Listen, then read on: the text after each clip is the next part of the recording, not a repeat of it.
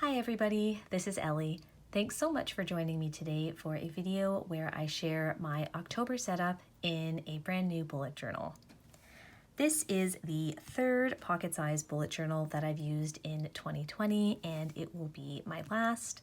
I did also have those two standard inserts that I used for my standard summer, and those will be the notebooks that complete my 2020 collection.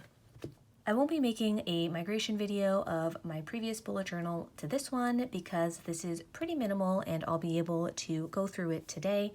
And then when I do my flip through of my volume 2 bullet journal, I'll be able to chat a little bit about which spreads didn't really work for me and didn't make the cut. This is a new to me notebook company, Zequenz, and while I'd heard of it before, I had no idea they made bound pocket-sized notebooks until Christina at Mama China commented on an Instagram post and asked me if I'd tried them. I was super excited to hear that there was a pocket size in a company I hadn't heard of, and also that they offered a smaller grid size. I believe the way it works is that if you get the white paper, you get a 4mm grid, and if you get the cream paper, it's 5mm. This is the crisp white paper with 4mm, and the grid itself is in a nice light gray that you can see great but still fades into the background. This notebook is called the Classic 360 Degrees Notebook, and that is because it can bend back onto itself.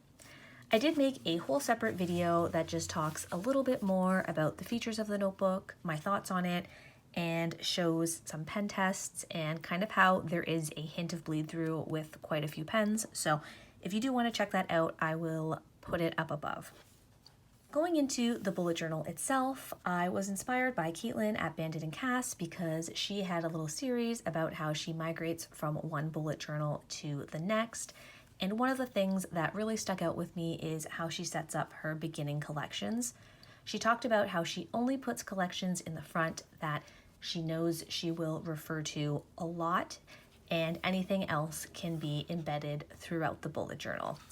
And I thought that was a great idea because I inevitably end up putting basically every collection I could think I would potentially use at the front, and then the majority of the time I don't even touch them. You will see that when I do my flip through of volume 2. On this first end page, I just put a washi sticker. This is kind of a slippery cardstock feeling paper, so I think that if I were to write on it with any sort of gel pen or even stamp on it like I usually do, it would take a ton of dry time and I don't have the patience for that, so washi sticker it is. I did glue down this front page to the end pages because I don't like how it only half opens. And I put the quote that I usually stamp in my notebooks: "May your choices reflect your hopes, not your fears," by Nelson Mandela.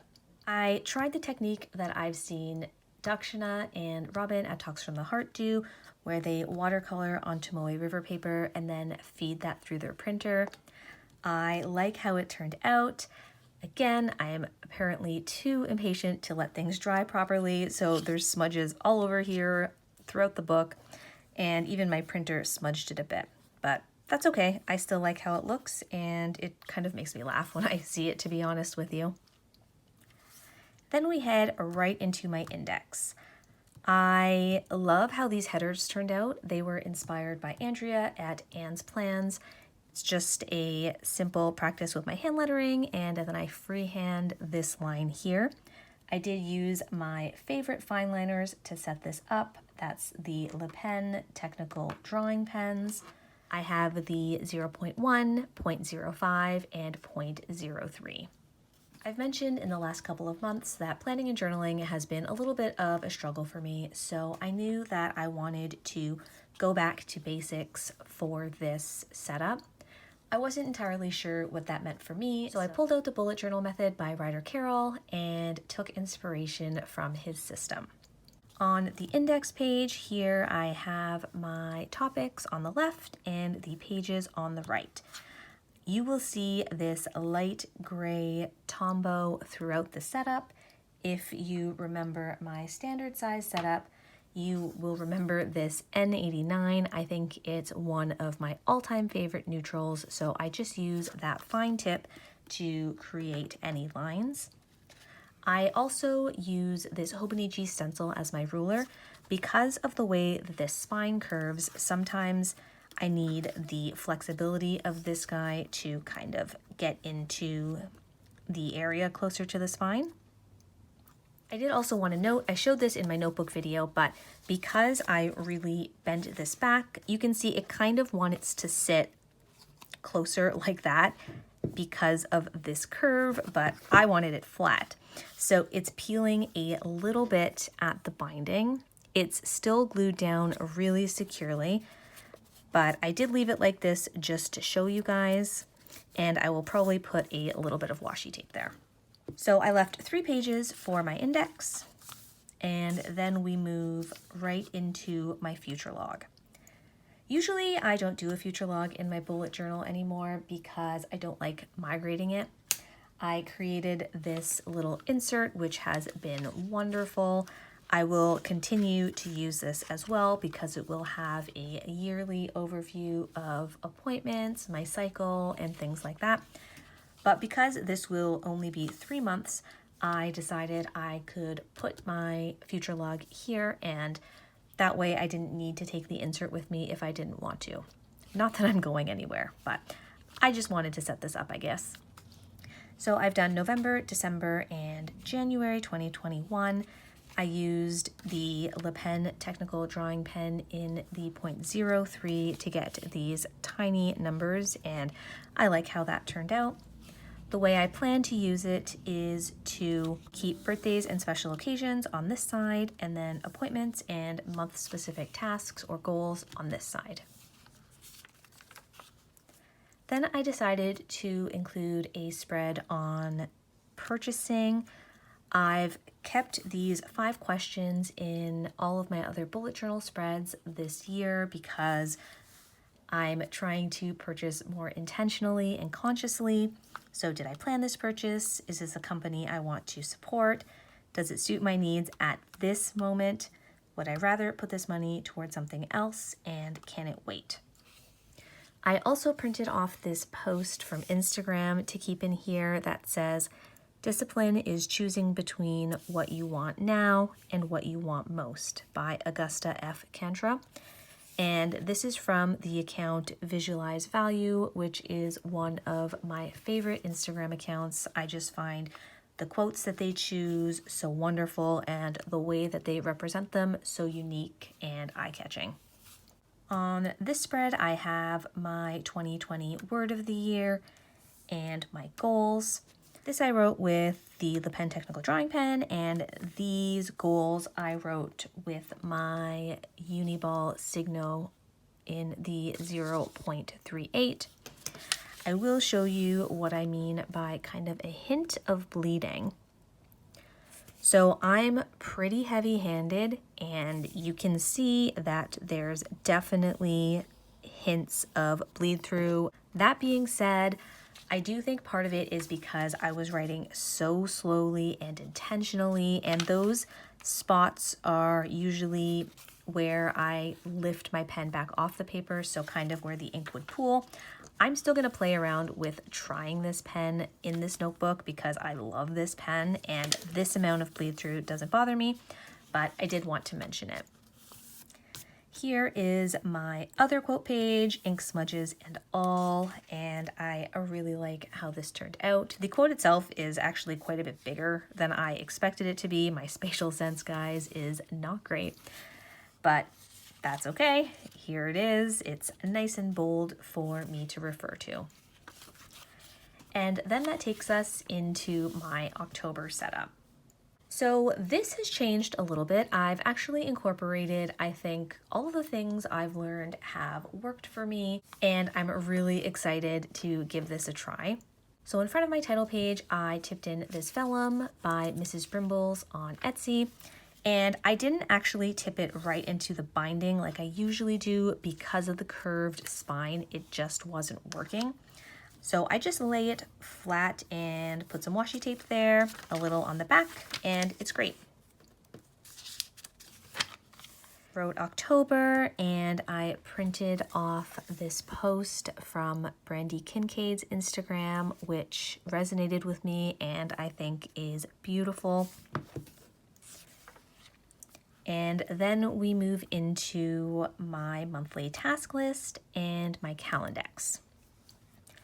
I haven't closed out September yet, so I haven't figured out what I want my October tasks to be.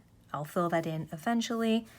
I just hand wrote this calendar here because I could not find the one that I had already printed and put away for safekeeping from 3 years apart, so that's okay. I used this really cute pumpkin banner from Gabriela Elena Designs, and then some fall Halloween stickers from Let's Plan It.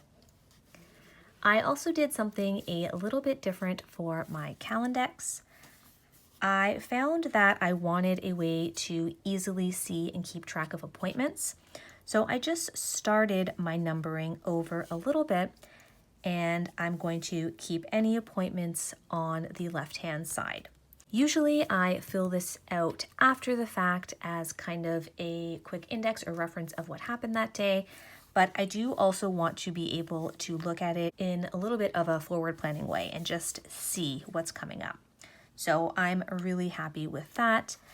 I did use a Staedtler Fineliner here in a light gray to write down the days of the week, and it turned out really nice, I think. Then I've printed off a blank calendar from Peanuts Planner Co. And I printed at 106% because it's meant for rings, so there is extra space. The plan is to use this as a calendar overview, first of all. I love this, but I do visualize better seeing it this way. So I'm going to keep appointments, and I'm also going to plan Instagram and YouTube content on here. So I usually just put the Instagram posts on the day that I plan to post them. And guys, I don't really plan more than a week in advance ever, which I think is something I'm going to try to work on, at least with YouTube. So I just put this super cute sticker from TheCoffeeMonsterzCo, and I will keep track of the videos that I will post per week, I think. We'll see how it goes. I have a birthday here and this Fall Critters washi tape from TheCoffeeMonsterzCo with this really pretty foiling. This box was a mini from Starfish and Frog, and I was given a lovely sticker book that has these super cute seasonal stickers in it. This is the book here, and I just pulled a couple of the fall ones out to play around with. A lot of them are bigger, so they'll go maybe on the pages themselves, but they've also had all of these teeny ones cut out, which I think are so perfect. And this pile of leaves has a little dog's tail wagging, if you can see him there, so that reminds me of Desi and just makes me happy. And now we're going into the biggest change.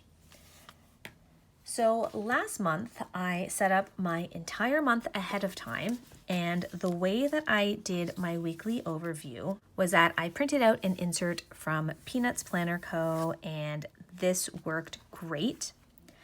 The only thing is that I just kind of found flipping back and forth to be too much for me. So I had the same type of task calendar at the beginning, and then I have my week at a glance, and then I need to find the page where I'm at. And then I started my notes at the end and ended up taking quite a few. And part of the problem is that I'm not great at bookmarking properly and at moving my bookmarks. So it just felt like I was doing more flipping than I wanted to. The other thing is that I've learned that I really love having my notes embedded throughout my dailies. That is how I started bullet journaling, and that's something that I'm really, really drawn to. What I thought I would do here is try all my weekly overviews at the beginning of the month and then do my dailies every day. So I basically used the same format that was from that Peanuts Planner Co. insert. So I have the weekly overview, I have a column for tasks, and I have a space for habit tracking. There's only space for 3 habits here, but that's fine. I'm actually not even sure if I'm going to track habits, but I had the extra space and so I left that in. All these gray lines are with my Tombow, and the other thing is that I decided I didn't want more than 1 week on a spread. I just thought that would be too busy. And I also know I love having the weeks on the left-hand side because if I'm writing and want to flip back, I don't have to open the whole thing. I know that's a really small thing, but it is something that I notice makes a difference for me. So what I decided is that I could keep my gratitude log on this facing page. So I've just basically continued the lines, and I can write a line or 2 or 3 and maybe put a sticker if I want, or however it works for me. I'm really excited to give this a try. So I wrote the week number and the actual dates. This sticker here is from my favorite Happy Planner Homebody sticker book, and this little cat is from Let's Plan It. So week 40, week 41, I wasn't paying attention and accidentally did my lines all the way across. That's okay. Week 42, week 43, and week 44. I had the extra space going into November there, so these are all stickers from Let's Plan It. After that, I did include a spread for video ideas and kind of the process that I go through when I'm filming, editing, all that with my videos. This was something that was added last minute. I saw Dakshana mentioned it in one of her videos, and Lindsay Scribbles does something similar as well, and I thought it was a really great way to help me keep track and hopefully keep on top of things. If I had planned this before, I would have put this at the beginning of my collections before the monthly setup, but this is when I thought of it, and that's why I love this bullet journal system. It's so super flexible, and you can just add to it as you need to. After that, we go right into my dailies, or that's the plan anyways. Again, I found a lot of inspiration from Andrea at Anne's Plans, so I am going to have a very minimal daily setup. That's the plan for now. If I find that I'm not using enough of the page to justify to myself having a daily setup, I might just go back to rapid logging and starting the next day wherever I finished the last one. After reading the bullet journal method the first time, I was really good about sitting with this every evening and almost first thing every morning. So that's definitely a practice that I want to get back into, especially now that I will be doing day-to-day logging. So we'll see how that goes. I'll definitely keep you guys posted. The pens that I plan to use, like I mentioned, are this Uni-ball Signo in the 0.38 and of course my Uni Jetstream in the 0.5. I use my Le Pens for the titles, and the Tombow will probably pop in and out. I might also use other colors. We will see how I feel.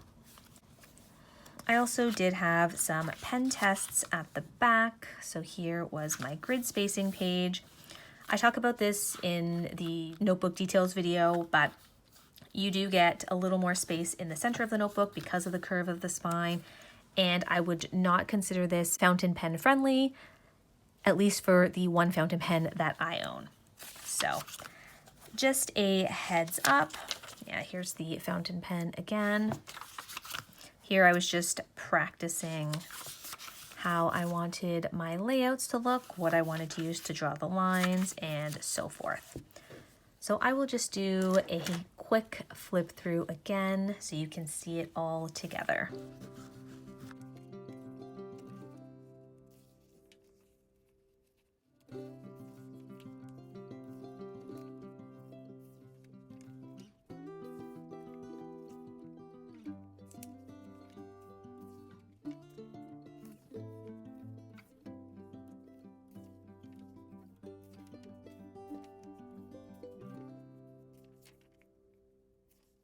The other thing I wanted to mention is that I talked about kind of flipping pages being something that frustrated me. So the way I'm hoping to do this is to keep a clip between my weekly page and my daily pages. And I think I will also clip any completed weeklies together.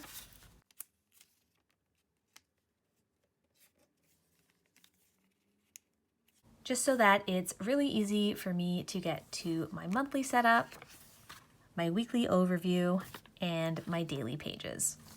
I also love the idea of using this clip because it has that little point and I feel like I can move it to show which week I'm on. I've seen Dakshina do this and I just think it's a super cute little detail. So that's the plan. In terms of covers, I will be switching covers for the month of October, and I'm actually going into the same cover I had last October. I am definitely a creature of habit. If I find something that I like, I will tend to return to it. This is my Sojourner Trifolio in the Enoch leather. This is one of my favorite covers. I just love this leather. I love the black and the spec brown pocket. It feels so nice and squishy and it still smells amazing. I've had this for just over a year now and I love it.